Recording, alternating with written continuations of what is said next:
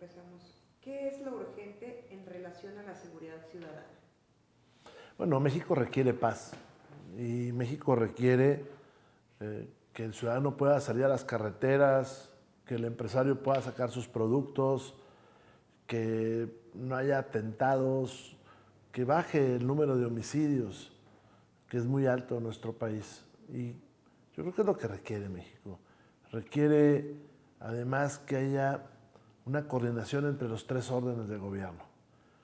Yo pienso varias cosas al respecto. Primero, es muy mezquino politizar la seguridad, porque los muertos los pone la gente, no los partidos políticos.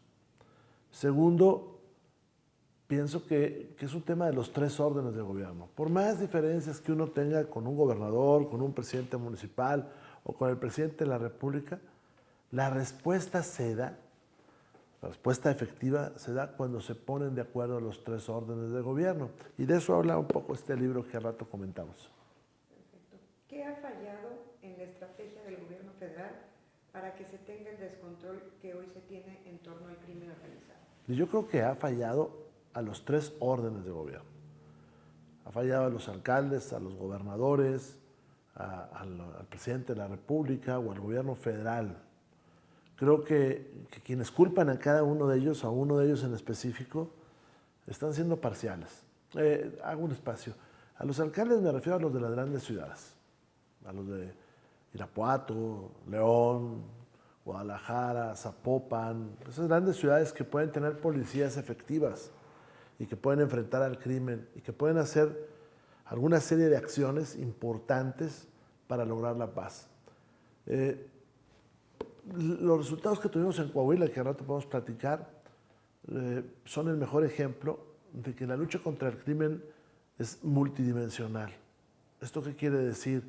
Que igual es importante el empleo, que es importante contar con policías de élite, que igual es importante tener policías más fuertes, mejor pagadas, que suprimir los ambientes que propician el crimen, que igual es importante tener más escuelas, que tener códigos que sean los que requiere cada comunidad para hacer efectivos los castigos. ¿Cuáles son los estados más peligrosos para la ciudadanía y por qué llegó a estos niveles? Mire, yo creo que la falta de coordinación es lo que lleva a niveles grandes, la falta de hacerse responsables. Le pongo tres ejemplos.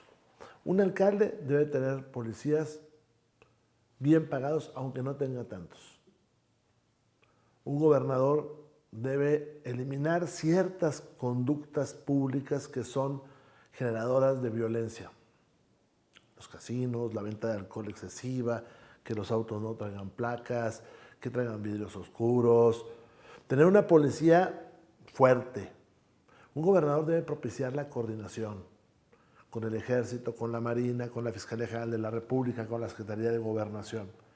Y el gobierno federal tiene que estar dispuesto a participar en la lucha contra la delincuencia.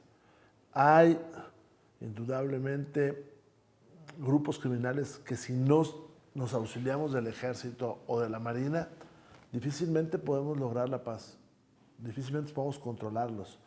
Que si no hay una coordinación para llevar a esos delincuentes a los penales de alta seguridad, pues no se logra la tranquilidad. Por eso insisto que es entre todos. ¿Qué está muy violento hoy? Colima. Y tiene una lógica. Por Colima está el puerto de Manzanillo, entran muchas sustancias peligrosas. Michoacán, por Lázaro Cárdenas sucede algo parecido. ¿Qué es violento ahora? Zacatecas, todo Zacatecas, pero hay zonas que son de difícil tránsito. La carretera que va a Fresnillo, el mismo Fresnillo, la carretera que va hasta Villa de Cos, todo esto hasta los límites de Coahuila. Coahuila se tranquilizan mucho las cosas. El norte de Nuevo León es muy violento, Jalisco es muy violento. Jalisco tiene dos ciudades o dos municipios sin autoridades y ahí las bandas delincuenciales hacen lo que sea. ¿Qué se está volviendo complicado? Guanajuato y por lo tanto también Querétaro. Aun cuando las cifras no hayan aumentado mucho, ya es muy peligroso. Por ejemplo, los libramientos de Querétaro. Tiene pocos policías Querétaro, depende mucho de la policía, de la Guardia Nacional. ¿Qué es peligroso Querétaro? bueno, pues se está haciendo como una ciudad donde van y descansan los delincuentes y están las familias de los delincuentes. Y eso se tiene que combatir, aunque no haya actos de violencia, se tiene que combatir porque un día se vuelve la violencia por allá. Esas son las zonas, pudiera decir muchas otras, ¿no? El estado de Morelos es complicado, Guerrero es muy complicado, Campeche se está complicando. O sea, son zonas. Pero le puedo dar cifras. Por ejemplo, Zacatecas tiene 109 homicidios por cada 100,000 personas. ¿Eso es mucho? Pues sí es muchísimo. Coahuila tiene 4.7. O le puedo decir que Guanajuato está por arriba de los 70 homicidios, Chihuahua arriba de los 73 homicidios por cada 100,000. O sea, son cifras, esas cifras, por ejemplo, esas de Guanajuato o esa de Chihuahua es superior incluso a ciudades como San Pedro Zulia o como ciudades de Centroamérica. Son cifras muy altas de violencia.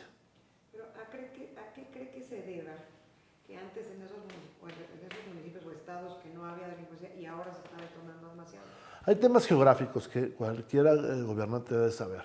El paso de las drogas a Estados Unidos, mercados que se empiezan a generar, el mercado de la Ciudad de México, los mercados, por ejemplo, de Cancún, de Benito Juárez, los mercados de Guadalajara, donde se consume mucha droga y entonces va metiéndose y va penetrando la droga, las entradas de sustancias de Oriente, Puerto Lázaro Cárdenas, Puerto de Manzanillo, que ya habíamos señalado, las fronteras como Ciudad Juárez. Fíjese usted, Chihuahua tiene como unos 900 policías estatales contra 4,000 de la Guardia Nacional y además otros 2,000 del Ejército. ¿Qué quiere decir? Pues que si retiran al Ejército o rechazan a la Guardia Nacional, pues no tienen cómo enfrentar. En esta parte mezquina de echarse todos la culpa, unos al gobierno y otros al otro gobierno, nos vemos sin resolver algunas cosas y nos vemos sin aceptar otras. Por ejemplo, hay estados que han enfrentado la delincuencia y perfectamente han salido adelante, como Coahuila, claro, coordinándose con el gobierno federal, construyendo cuarteles. Ahora Coahuila debe tener unos 7,000 soldados, más unos 2,000 de Guardia Nacional. Y eso es militarizar, no, hombre, caray, eso no es militarizar, eso es cooperación. Eso es la cooperación que se requiere. Hemos visto recientemente la quema de automóviles y cierre de carreteras. ¿Qué implicaciones tienen, aparte de ser una afrenta al gobierno federal y sus cuerpos de seguridad? Es una afrenta a todos. Yo no estoy de acuerdo con eso que dice usted. O sea, por más enojo que uno tenga contra el gobierno federal o por equipos distintos que sean, esa es una mala perspectiva de hacer las preguntas y de enfrentar las cosas. ¿Por qué? Porque las quemas se están dando por el narcotráfico, pero los homicidios son del orden común y las calles en la ciudad las tiene que controlar la policía estatal y municipal. Cuando yo fui gobernador hicimos protocolos para evitar que las calles nos fueran tomadas. Entonces hay que entrarle y hay que dejar de quitar eso. En materia de seguridad habrá otros temas en obra pública, habrá otros temas en inversión o en cosas de esas donde vale la lucha entre los órdenes de gobierno. Pero a mí me llama la atención por qué en Coahuila sí hubo paz y en otros lugares no. Cuando Calderón echó todo el ejército por delante no hubo paz. Pues porque los gobernadores le hacían un vacío, pero también porque él no generaba, y hay que decirlo, él no generaba empatía, se la pasaba peleándose con todo el mundo, Calderón. O sea, hay que entrarle todos, como le hizo Rodrigo Medina, o como le hicimos en Coahuila, o como le está haciendo Miguel Riquelme. ¿Cómo es posible que Coahuila está tranquilo y el estado vecino está incendiado? Pues porque no le entran y porque andan en discusiones y en políticas innecesarias. Por eso las alarmas norteamericanas señalan esos puntos como muy peligrosos. Fíjese usted, en Coahuila bajó en un 800 o en un 80% los homicidios con arma de fuego durante mi gobierno. Un 80% de los homicidios con arma de fuego. ¿Por qué no se puede hacer en otras partes? A mí cuando me dicen es que no tenemos dinero, Hombre, Coahuila tenía una deuda enorme. No, pero se tienen que hacer muchas cosas que son gratuitas, y que muchas cosas que son decisiones, que son voluntad. Precisamente, la siguiente pregunta es, ¿cuántos recursos se necesitan para tener policías civiles, municipales y estatales que puedan responder con eficiencia o eficacia en su trabajo? Mire, hay grandes ciudades que tienen perfectamente la posibilidad de tener policías de reacción, por ejemplo. Jalisco. Miren, el área urbana de Guadalajara, la zona metropolitana de Guadalajara, que está Tonalá, está Tlaquepaque, está Zapopan, está todos esos municipios, Guadalajara obviamente, hay más población ahí que en todo Coahuila y en todo Durango juntos. O en Coahuila, Campeche, Colima y Nayarit juntos. ¿A poco no pueden tener una policía, un convenio de coordinación, que si hay un incidente vayan para un lado o para el otro? No, lo que no hay es voluntad. Y además, pues les puedes dar a los policías Infonavit, con los policías que corras, con eso le pagas a mejores sueldos a los otros policías. Y bueno, en lugar de inaugurar una fuente o una estatua, pues métele ese dinerito a la policía, sí lo hay.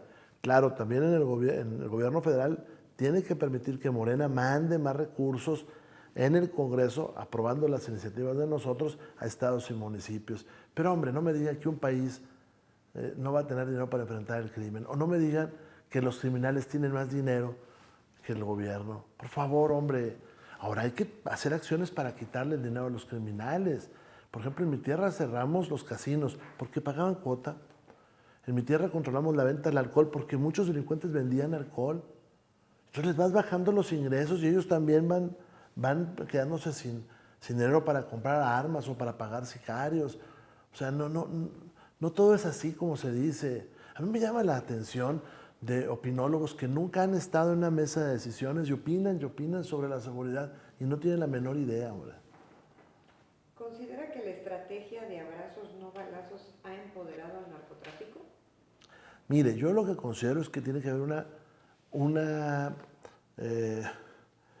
estrategia multidimensional, que tiene que haber escuelas, tiene que haber escuelas, universidades, que tiene que haber empleo, pero que también tienes que hacer cosas como muchas que hemos repetido. A ver, ¿qué le cuesta a un gobierno estatal decir todos los autos tienen que traer placas? ¿Qué le cuesta? Pues la decisión, hombre, nada más. Pero les da miedo perder elecciones. Estamos ante políticos que les da miedo perder elecciones o les da miedo lo que sale en los periódicos. Mire, cuando yo empecé la lucha contra el narcotráfico, los principales periódicos de este país se burlaban. Hoy no me reconoce ni uno. Se burlaban. Bueno, y eso también, y lo tengo que decir, y está en mi libro, porque además pusimos denuncias, muchos periódicos reciben dinero de narcotráfico. Sus periodistas, no les digo los dueños o los directores, pero los pseudo periodistas. Y bueno, pusimos denuncias. Y bueno, no viene el caso de decir. O también, pues los golpeaban, eso también hay que decirlo. Hablando de las Fuerzas Armadas, ¿por qué pedir que las fuerzas continúen durante 4 años más? No, a ver, es una pregunta que está al revés. Primero, no hay militarización.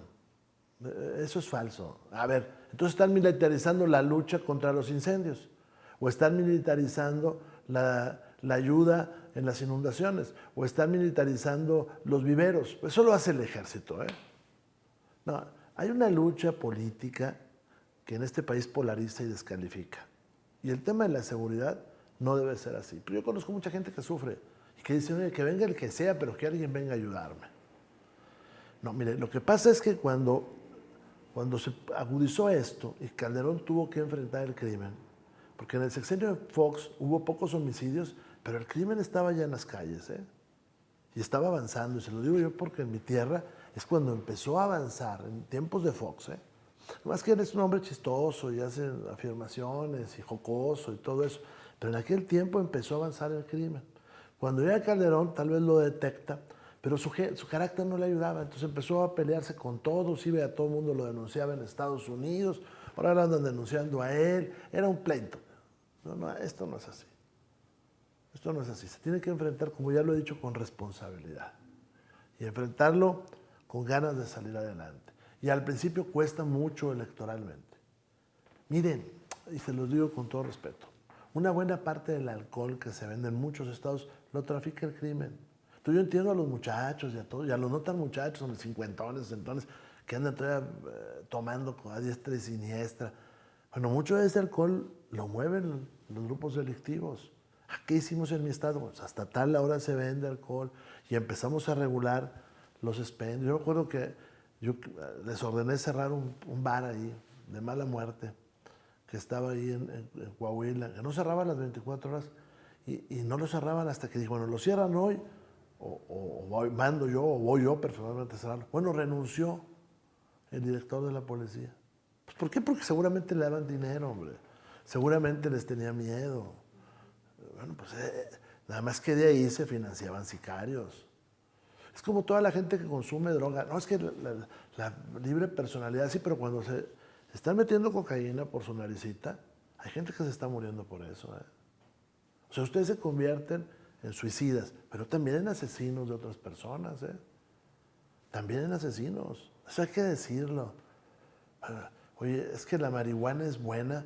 Oye, pues no digo que para hacer una medicina en algunos casos sí, pero para andarla consumiendo, hombre, pues si fuera buena no andaría uno como tonto cuando la consumen. No, hay que ser serios. ¿Serán 4 años más suficientes para que la Guardia Nacional tome forma? A ver, a lo mejor no me expliqué en la pasada pregunta. Cuando Calderón saca al ejército, porque ya no tiene otra manera de enfrentar el crimen, porque los carteles eran tan poderosos, porque la paz narca ya estaba costando vidas, el ejército no tenía una cobertura legal. Se firmaban convenios. Por ahí un tipo muy ignorante decía que estaba en la Constitución. Sí, pero son convenios en casos excepcionales, pero eso ya para todo, incluso para luchar contra el crimen federal. Y entonces no había cobertura. En el 2019 se hizo una reforma y se les dio una cobertura de 5 años. Bueno, pero ya se va a acabar y no hay paz. Entonces, como retirar los bomberos a la mitad de un incendio, ¿no? O como dejar de sacar el agua en un bote pues, para ahogarse. Pero entonces ahí se meten los partidos políticos y empieza la lucha. Es que si le vas militarizando, es que ¿por qué le vas a dar eso? Yo veo a líderes de opinión que dicen, ¿por qué le van a conceder eso a Andrés Manuel? Oye, pues sí, porque tú vives en Polanco, hermano, o vives en Coyoacán, o vives en La Condesa, o vives en un fraccionamiento cerrado, o en uno de estos edificios de 20, 30 pisos que hay en la Ciudad de México que tienen seguridad abajo. Y los campesinos, piensen en los campesinos, piensen en la gente que circula por las carreteras. Es que no ha mejorado la paz. Pues no ha mejorado la paz. ¿Y saben cuándo va a mejorar la paz? Pues cuando también alguna gente que tiene dinero deje de consumir esas drogas caras, tanto en Estados Unidos como en México. También, porque de la inseguridad todos somos responsables. ¿Cómo se garantizará el respeto a los derechos humanos por parte de la Guardia Nacional y el Ejército? Es una obligación, y eso está en la Constitución, y el que lo viole tiene que meterlo a la cárcel. Pero el Congreso no tiene por qué garantizar nada. Lo pusimos, eso sí, en el intento de reforma que estamos haciendo, que ahora va al Senado. Yo espero que los senadores se dejen de temas políticos y que vean lo que está pasando. Miren, en el caso de Coahuila, si no se aprueba esa reforma, en el 2024, que faltan, porque es marzo, no es diciembre, en el 2024, que faltan como 18 meses, el mando único que tiene el ejército ahí en la comarca y que cubre parte de Durango y parte de Coahuila y que ha tenido tanto éxito, va a desaparecer. Los cuarteles que hemos construido ya no van a servir para seguridad. Para eso ya no van a servir. El cuartel que está en Hidalgo, Coahuila, en Guerrero, en Allende, en Juárez, en Candela, el que está en Viesca, que impiden que entre el narcotráfico a nuestro estado, ya no van a servir. Yo le hago un llamado a los senadores de todos los partidos, piensen en la gente. Es muy fácil opinar aquí desde Polanco, desde las lomas, pues están llenos de embajadas y por lo tanto afuera hay un montón de patrullas. O en edificios muy grandes como uno que está construyendo aquí enfrente, gigantesco. No, pero pues ahí hay 300 departamentos y guardias abajo y alarmas, pues ahí está muy fácil. Pero el que vive en Hidalgo, Coahuila, ¿cómo le va a hacer? ¿O quién va a ir a combatir el crimen en Michoacán contra estas columnas armadas? Bueno, pues hombre, no le quiten protección a los soldados, protección legal. Hay una propuesta también para realizar una comisión bicameral para vigilar esa conformación, que también fue aprobada.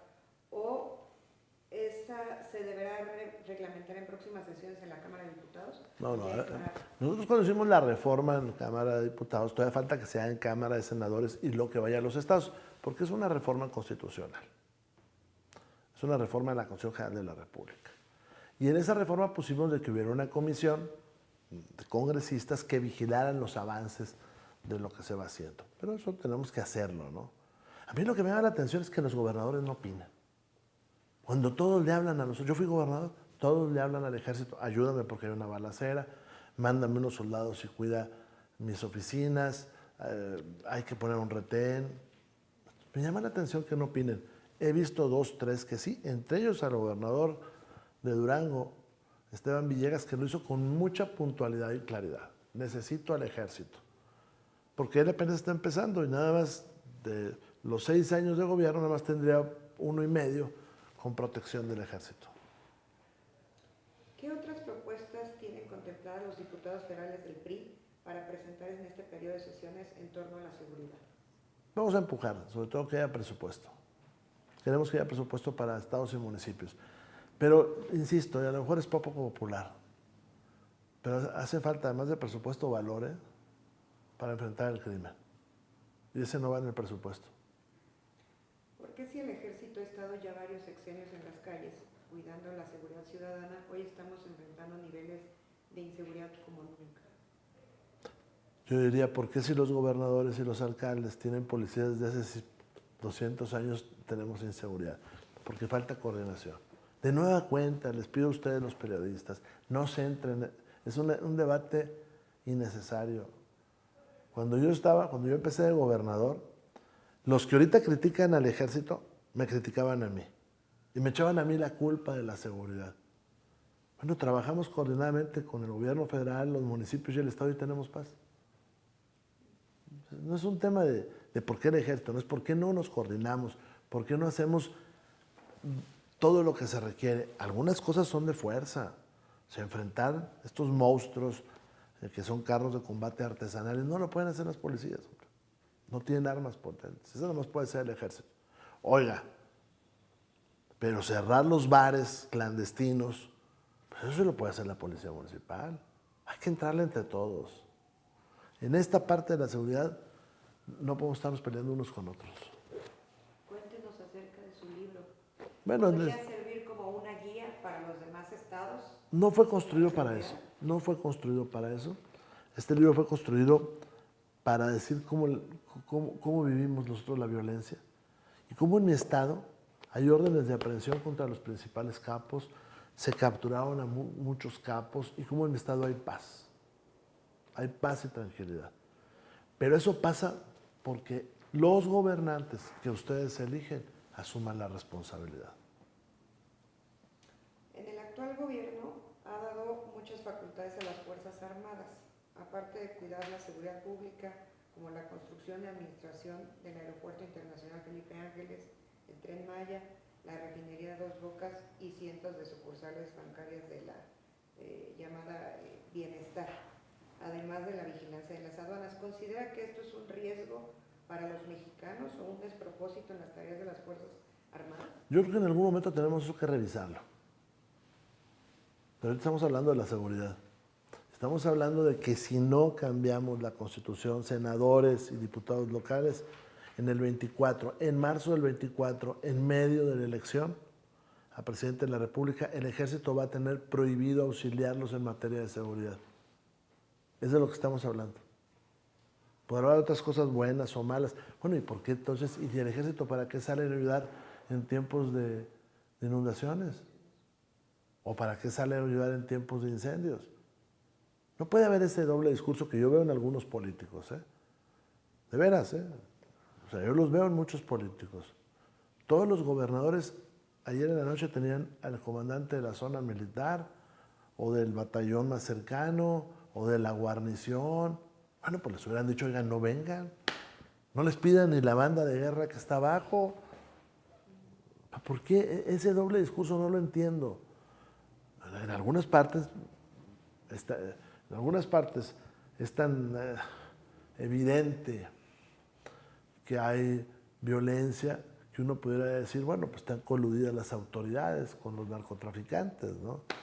Y en otras partes yo lo que sé es que los narcotraficantes traen del cuello a las autoridades o que no los dejan actuar. Entonces, ¿por qué regresar al ejército? Por eso yo he dicho, o con el ejército o con el narco. Nada más hay de dos. Que de hecho luego en algunos estados o ciudades o hasta municipios, los secretarios de seguridad suelen ser... Sí, porque no consiguen a ningún civil que se atreva, porque los civiles viven en sus casas y el militar vive en un cuartel y es más fácil cuidarlo, porque el militar sabe del manejo de armas, en fin, está preparado anímicamente para enfrentar. Lo mejor son las policías civiles, esos son lo mejor, pero hay que construirlas y pagarles bien. A lo mejor darle una bajadita al sueldo a los regidores y subirle a los policías.